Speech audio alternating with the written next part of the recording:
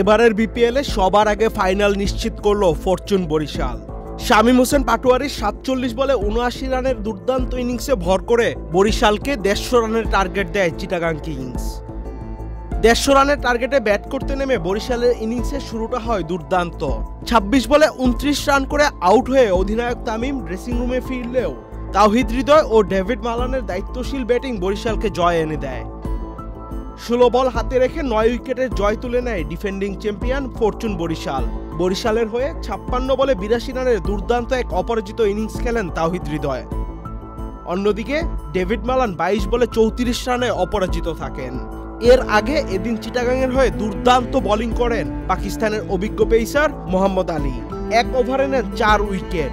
আলীর করা ৪ ওভারে ২৪ রান দিয়ে তিনি তুলে নেন ৫ উইকেট।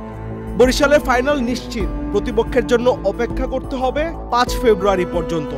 এলিমিনেটরের দ্বিতীয় ম্যাচে খুলনা বনাম চিটাগাংয়ের মধ্যে যে জিতবে ফাইনালে সেই হবে ফরচুন বরিশালের প্রতিপক্ষ। আহমেদ শাফি, চ্যানেল আই।